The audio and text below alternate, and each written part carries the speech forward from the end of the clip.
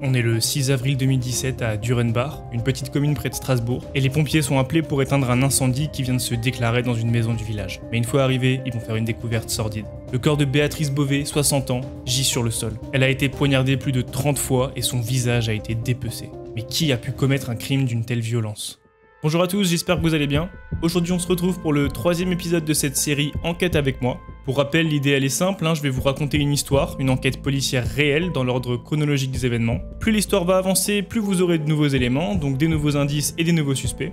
Vous pourrez suivre la progression des indices à gauche grâce à cette barre, qui va se remplir au fur et à mesure, et vous pourrez suivre la progression des nouveaux personnages grâce à cette deuxième barre à droite. Le cadre des personnages sera vert s'ils sont réputés innocents et rouge s'ils sont suspects. Gardez bien à l'esprit que ces cadres peuvent évoluer au fil de l'histoire.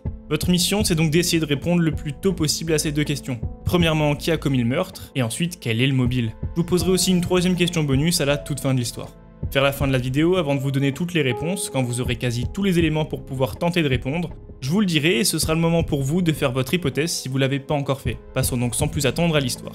L'histoire se passe à Durenbach, une petite commune alsacienne d'un peu plus de 1000 habitants en plein cœur des Vosges. C'est un village assez calme et la criminalité y est assez faible. Un couple de promeneurs, Monsieur Hummel et Madame Jacquemin, se promènent lorsqu'ils remarquent un détail étrange.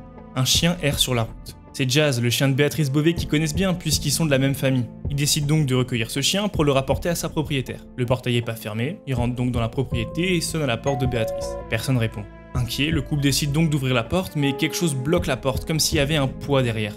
À peine la porte est entrouverte qu'une épaisse fumée s'échappe. La maison est en train de brûler. Paniqué, le couple appelle immédiatement les pompiers. 10 minutes plus tard, les pompiers arrivent. Ils pénètrent dans la maison et butent sur un corps. Le corps est alors évacué de la maison qui brûle toujours. Il s'agit du corps de Béatrice Beauvais. Béatrice, c'est une veuve de 60 ans qui vit seule avec son fils. Elle est veuve depuis 2 ans et elle n'a pas refait sa vie. Elle est décrite comme quelqu'un ayant une forte personnalité. C'est quelqu'un de rustre et ferme qui a du caractère. Béatrice, elle est à la retraite et elle a 2 passions dans la vie. Premièrement le voyage et ensuite le foot. Elle suit les matchs à la télé et elle est très investie dans le club de foot de Durenbach. On la surnomme même Mamie Foot. C'est une passion qu'elle partage d'ailleurs avec son fils, Jean, avec qui ils sont très proches. Et elle semble pas avoir d'ennemis particuliers. Mais alors qu'est-ce qui s'est passé ? Comment est-elle morte et pourquoi sa maison a pris feu? Pour répondre à ces questions, c'est la brigade de Wörth qui va être chargée de l'affaire. Ils arrivent donc sur le lieu de l'incendie accompagnés d'un expert en incendie. À ce moment-là, on se demande si l'incendie aurait pu être causé par un problème électrique. Mais l'expert est formel.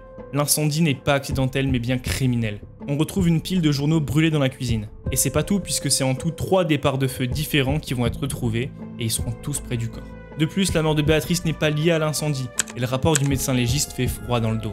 Le corps est partiellement calciné et présente des impacts au niveau du thorax et du ventre. Elle a également été victime d'une arme tranchante, genre un couteau ou un scalpel. On dénombre pas moins de 36 plaies au niveau des bras, des mains et du visage. La scène de crime est d'une rare sauvagerie. Le meurtrier s'est déchaîné et ne lui a laissé aucune chance. Béatrice est mutilée au visage. On lui a découpé la peau depuis le bas des oreilles jusqu'au menton, comme on dépece un animal. Les policiers n'ont de leur vivant jamais vu une scène de crime aussi horrible. En revanche, les circonstances exactes du décès restent assez floues. Pour en apprendre plus, il va falloir passer la scène de crime au peigne fin. Le problème, c'est que cette dernière est doublement polluée. Premièrement par l'effet de la fumée, et puis ensuite par les pompiers qui sont intervenus. On va donc chercher de l'ADN, mais on n'en trouve ni sur les ongles de la victime, ni dans le reste de la maison. On retrouve d'ailleurs aucune arme du crime, ni le visage de la victime qui a été découpé. En revanche, on remarque quelque chose dans la cuisine. En plus du rapport du médecin légiste, en examinant la scène de crime, on en déduit également que la victime a été tuée le matin, avant le petit déjeuner, entre 8h et 9h du matin, puisqu'il reste encore le petit déjeuner tout prêt sur la table. Quoi qu'il en soit, le lendemain, une enquête est ouverte pour meurtre. Dans un premier temps, les enquêteurs vont alors se tourner vers la piste du cambriolage qui aurait mal tourné. En effet, la maison est relativement isolée du village, à environ 200 mètres du stade de foot. C'est donc une proie assez simple pour un cambriolage. On fouille alors la maison et on retrouve 800 € en liquide, et tous les objets de valeur semblent être présents. La piste du cambriolage, ça colle pas. Et puis bon, de toute façon, un cambrioleur qui se ferait choper, qui paniquerait et qui assènerait 36 coups de couteau et qui arrache le visage de sa victime, il y a quand même assez peu de chance. On démarre alors une enquête de voisinage pour en apprendre plus. Et on a une nouvelle piste. La postière du village déclare que le matin de sa tournée, elle aurait vu une personne qu'elle connaissait pas. Et on va rapidement identifier l'individu. Il s'agit d'un jeune SDF arrivé sur la commune quelques jours plus tôt. Il est connu des services de police pour des problèmes d'alcool et de stupéfiants. Il a également déjà été condamné pour des faits d'agression sexuelle sur mineurs et des violences avec armes. On se dit qu'il aurait pu tenter de cambrioler une maison et qu'il serait rentré dans un espèce d'épisode psychotique et il aurait pété les plombs. Il va donc être entendu par les policiers, mais problème, le suspect a un alibi solide. Il aurait rejoint un ami qu'il aurait hébergé la veille des faits, et cet ami va confirmer, il est donc mis hors de cause. Une autre personne va donc faire un témoignage intéressant, et cette personne c'est Aline Hart. la petite amie de Jean, le fils de Béatrice. Aline raconte avoir repéré un véhicule suspect près de chez Béatrice le jour du drame. En se rendant au stade, elle aurait vu une camionnette blanche conduite par des gens du voyage portant un t-shirt orange avec marqué Rénovation Toiture qui faisait du porte-à-porte pour proposer leurs services. Les hommes seraient alors venus voir Aline en expliquant vouloir rénover le toit du clubhouse. Aline leur aurait alors répondu de s'adresser directement à la mairie et les hommes seraient repartis en direction du domicile de Béatrice. Aline à ce moment-là elle n'est pas rassurée et elle décide de noter leur plaque d'immatriculation sur un bout de papier. Et elle va aussi se diriger vers le domicile de sa belle-mère. Elle les devance, mais elle a même pas le temps de rentrer chez sa belle-mère que les démarcheurs se présentent à nouveau. Aline explique que Béatrice s'est figée d'un coup. Elle aurait paniqué, lui aurait serré le bras et dans un geste réflexe, lui aurait également griffé le bras. Aline va d'ailleurs montrer son bras aux enquêteurs en disant « Vous voyez à quel point elle a eu peur ?» Après avoir recueilli ce témoignage, des investigations sont menées sur un périmètre de 30 km autour de Durenbach. On interroge différents camps de gens du voyage, mais personne n'a jamais vu Béatrice, et personne n'a jamais vu la fameuse camionnette de rénovation.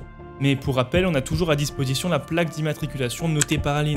Elle est donc immédiatement vérifiée, mais problème. Il ne s'agit pas du tout d'une camionnette blanche, mais d'une Peugeot qui se situe en plus dans le sud-ouest de la France, donc rien à voir. Aline s'est certainement trompée dans la plaque qu'elle a notée. La piste tombe donc une nouvelle fois à l'eau. On va donc cette fois-ci se concentrer sur l'entourage de Béatrice. En fait, quand on a fouillé la maison, on a remarqué que la clé était encore sur la porte. On suppose donc qu'elle a ouvert à la personne qui l'a tuée. L'hypothèse du crime d'un rôdeur tient donc pas vraiment la route. Béatrice, elle aurait jamais ouvert la porte à quelqu'un qu'elle connaît pas. On en est d'autant plus convaincu vu la violence de la scène. On pense plutôt à un crime passionnel, un crime personnel. Et on va donc commencer par son fils. Le jour des faits, Jean il a un comportement troublant.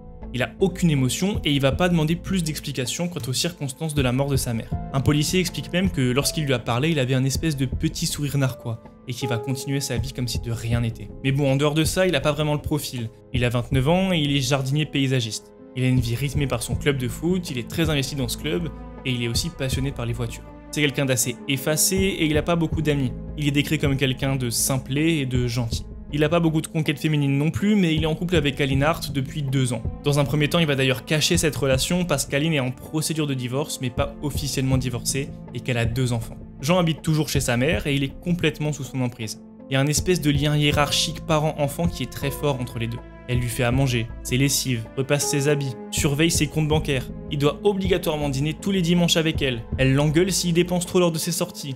Et il doit rentrer pour l'heure du repas, sinon Béatrice lui fait une scène.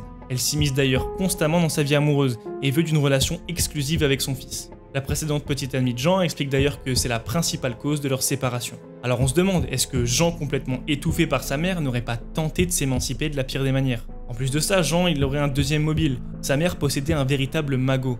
Elle possédait un compte en banque avec 20 000 € d'économie et une assurance vie qui s'élève à 140 000 €. Le 13 juin 2017, Jean Beauvais est donc placé en garde à vue et il fond en larmes dès qu'on lui explique qu'il est accusé. Il comprend pas. Il nie évidemment tout en bloc et explique qu'il n'a pas de soucis particuliers avec sa mère et que le jour du meurtre, il était au travail. Alibi qui sera d'ailleurs confirmé par un collègue et par son patron. Il est donc rapidement mis hors de cause. Et c'est une nouvelle piste qui tombe à l'eau. En revanche, avant de quitter le commissariat, il va faire une déclaration qui va tout changer. Il explique que la seule tension qu'il connaît dans sa famille, c'est entre sa mère et sa petite amie Aline. Les enquêteurs y sont surpris, parce qu'Aline les avait pourtant aidés jusqu'ici. Mais est-ce qu'elle aurait quelque chose d'autre à cacher? Aline, elle a 35 ans. C'est une femme sans histoire qui est coiffeuse à domicile et qui possède un petit salaire. Elle est mère de famille, fraîchement divorcée et possède 2 enfants. C'est quelqu'un qui a un fort caractère. On nous dit même qu'elle a une grande gueule. Elle est également très investie dans le club de foot et c'est d'ailleurs là-bas qu'elle a fait la connaissance de Jean. Elle est plus vieille que lui et elle est extrêmement jalouse et possessive, un peu comme Béatrice. Évidemment, elle va se heurter au caractère bien trempé de sa belle-mère. Lors de leur toute première rencontre, Jean et Aline sont ensemble depuis 1 an, et Jean a toujours pas osé parler de sa relation à sa mère. Il va donc décider d'enfin officialiser, mais ça va assez mal se passer. Béatrice, elle est glaciale, elle est distante avec Aline. Elle lui fait clairement comprendre qu'elle a rien à faire ici. Et cette relation, elle va pas s'arranger. En février 2017, la famille part en vacances en Autriche. C'est un peu une tradition pour Béatrice. Elle part toujours au même endroit, dans les mêmes chambres, avec les mêmes personnes. Et selon les traditions, Jean doit dormir dans la chambre de sa mère. Sauf que cette fois-ci, il vient avec sa compagne et ses enfants. Jean doit donc choisir dans quelle chambre il va dormir. Aline évidemment, elle trouve que c'est juste le minimum syndical qu'ils dorment ensemble. Jean il a 29 ans, il va quand même pas dormir avec sa mère, c'est impensable. D'énormes tensions naissent alors et Jean finit par céder à sa compagne. Béatrice est donc séparée de son fils et doit en plus dormir avec les enfants d'Aline. Elle supporte pas la situation, au point où elle va même se confier en pleurant à des amis qu'elle supporte plus sa belle-fille. Le problème c'est que Jean il prend jamais position dans ce conflit qui oppose sa compagne et sa belle-mère. Il a trop peu de caractère. Et comme il met jamais de stop à la situation, et bah ça fait que se dégrader, et ça va atteindre son paroxysme le 3 avril 2017, soit 3 jours avant le meurtre. Aline, accompagnée de Jean, fait irruption chez sa belle-mère pour lui demander frontalement pourquoi est-ce qu'elle s'oppose à leur relation. Ce à quoi Béatrice va lui répondre qu'elle sera jamais sa belle-fille. Alors est-ce que c'était l'humiliation de trop? L'élément déclencheur? Pause. Si vous n'avez pas fait vos théories, c'est le moment. Pour rappel, il faut que vous répondiez aux 2 questions suivantes. Qui a commis le meurtre? Et quel est le mobile? Ok, on reprend. Aline Hart devient alors la cible principale de la police. Surtout que lorsqu'on l'avait interrogée, elle avait dit être à proximité de la scène de crime. On va alors scruter minutieusement son emploi du temps et ses déplacements. Aline se lève à 7h du matin et dépose ses enfants à 8h15 à l'école. À 8h23, elle passe dans la rue principale. On la voit d'ailleurs sur les caméras de surveillance. C'est ici qu'elle aurait entendu le bruit de la fameuse camionnette suspecte. Elle se rend au domicile de sa belle-mère à 8h30 pour la prévenir de l'arrivée des démarcheurs et elle y reste un certain temps. Elle rejoint ensuite sa première cliente qui témoignera qu'Aline est arrivée vers 9h15. Il y a donc un battement d'environ 45 minutes entre les 2 lieux, sachant qu'il y avait à peine 10 minutes de trajet, donc elle aurait largement eu le temps de tuer Béatrice. Autre élément important, le bornage téléphonique d'Aline révèle qu'elle serait passée à proximité du domicile en début d'après-midi, vers 13h, soit au moment du déclenchement de l'incendie. Drôle de coïncidence. Les enquêteurs décident donc de perquisitionner son domicile. Chez elle, on va retrouver une paire de chaussures et un chemisier qui présentent des traces de sang. Même si malheureusement on n'arrivera pas à établir que ce sang est celui de Béatrice, on est sûr à 100% qu'il s'agit de sang humain. On apprend également que Béatrice a lancé une machine ce jour-là, à 11h, pour laver la veste qu'elle portait. Étrange. Autre élément intriguant, les traces de griffures évoquées dans son premier témoignage. Pour rappel, elle avait dit que ces griffures avaient été causées par sa belle-mère, qui avait pris peur face aux démarcheurs. Mais en y regardant de plus près, ça colle pas vraiment. Les griffures auraient dû être horizontales dans ce cas-là, pas verticales comme c'est le cas ici. Aline ne donnera jamais d'explication pour ça. Ce qui en ressort, c'est qu'il y a un truc qui cloche dans ses déclarations. Et elle est mise en garde à vue le 13 juin 2017. Elle expliquera d'ailleurs qu'elle entretient une bonne relation avec sa belle-mère, version qui est en totale contradiction avec celle de tous les proches de la victime. Elle va donc subir un lourd interrogatoire, et elle finit par basculer, on sait pas trop pourquoi, comme si quelque chose s'était cassé en elle. Elle semble aller mal et on va appeler un médecin. Le médecin est formel. Aline est en train de jouer la comédie.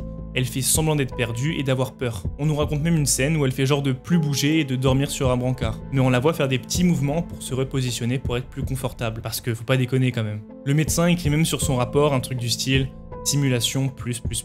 Aline est donc mise en examen et placée en détention provisoire. Elle est également soumise à des expertises psychiatriques. Il en ressort qu'elle a pas de troubles particuliers, mais qu'elle semble tourmentée par ses échecs. Elle loupe son brevet professionnel de coiffure. Son précédent mariage est une catastrophe. Elle est également en situation d'échec professionnel car son activité fonctionne pas du tout. Elle devient alors un peu mythomane et ment tout le temps pour attirer l'attention. Elle s'invente des problèmes pour qu'on s'occupe d'elle, notamment sur les réseaux sociaux. Elle va créer un faux compte Facebook masculin pour complimenter ses photos et essayer de rendre jaloux Jean. Sauf que malheureusement pour elle, Jean il en a rien à foutre. Après 3 ans d'enquête, le procès s'ouvre finalement aux assises le lundi 29 juin 2020 à Strasbourg. On espère des aveux, mais Aline clame son innocence et elle est convaincue qu'elle sera acquittée vu le manque de preuves formelles. En effet, on n'a pas de vraies preuves formelles. On n'a pas d'armes du crime ou d'ADN, il n'y a que des preuves indirectes. Mais l'accusation pointe tout de même un faisceau d'indices accablant menant à elle. Le sang sur ses effets personnels, les incohérences dans ses déclarations, sa présence au moment du meurtre et au départ de l'incendie. Le vendredi 3 juillet 2020, elle est donc finalement condamnée à 18 ans de réclusion criminelle. Elle s'effondre et fait immédiatement appel de la décision, et sera finalement condamnée le 11 octobre 2020 à 20 ans de réclusion criminelle. J'aurais quand même une dernière question pour vous. Selon vous, Aline était-elle réellement coupable, ou est-ce que les preuves étaient insuffisantes pour la condamner? Je vous laisse me le dire en commentaire. Voilà qui conclut donc cette histoire, je la trouvais vraiment intéressante, notamment sur le fait qu'on n'a pas de vraies preuves formelles, mais plutôt une multitude de preuves indirectes. Ça change un peu des histoires de d'habitude. En tout cas, j'espère que la vidéo vous a plu, si c'est le cas, vous pouvez liker et vous abonner à la chaîne. Moi je vous souhaite une bonne journée, allez bisous l'équipe.